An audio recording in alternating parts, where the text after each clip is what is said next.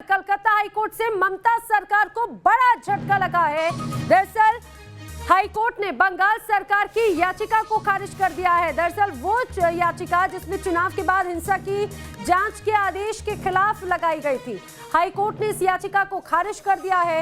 NHRC को हिंसा की जांच के आदेश जिस तरह से दिए गए थे, इस जांच के खिलाफ, जांच के आदेश के खिलाफ याचिका हाईकोर्ट में लगाई गई थी। इस याचिका को खारिज कर दिया गया है। ये बड़ा झटका कहा जा सकता है ममता सरकार को। आपको बता दें, जिस तरह से चुनाव के पहले से लेकर चुनाव के बाद तक पश्चिम बंगाल के कई इलाकों में हिंसा देखने को मिली थी, इस हिंसा में कई लोगों की जान गई थी, कई लोग प्रभावित हुए थे, कई लोग घायल हुए थे। तापस सेन गुप्ता मेरे सहयोगी ज्यादा जानकारी के साथ में जुड़े। तापस, बड़ा झटका इसे माना जाए क्योंकि आप कलकत्ता हाईकोर्ट ने इस याचिका को खारिज कर दिया।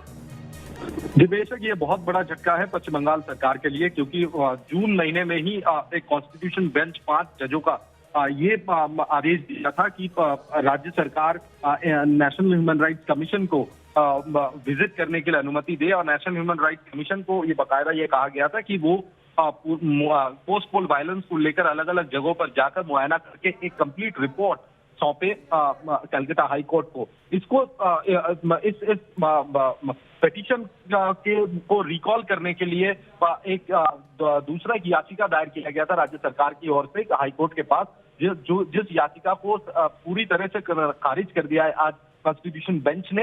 हालांकि हाईकोर्ट का ये ऑब्जर्वेशन रहा है कि नेशनल ह्यूमन राइट्स कमीशन के पास 541 केसेस दर्ज हुए हैं पोस्ट पोल वायलेंस को लेकर, लेकिन राज्य ह्यूमन राइट्स कमीशन यानी West Bengal human rights commission के पास एक भी रिपोर्ट दायर नहीं हुआ है। और ये काफी चिंताजनक बात है। इसलिए दूध का दूध और पानी का पानी करने के लिए नेशनल ह्यूमन राइट्स कमीशन को पश्चिम बंगाल का दौरा करना चाहिए। उसके बाद संपूर्ण रूप से एक रिपोर्ट कलकत्ता हाईकोर्ट की कॉन्स्टिट्यूशन बेंच के सामने रखना चाहिए। राज्य सरकार के अपील के बावजूद भी हाईकोर्ट की तरफ से इनकी याचिका को पूरी तरह से नकार दिया, यानी खारिज कर दिया गया।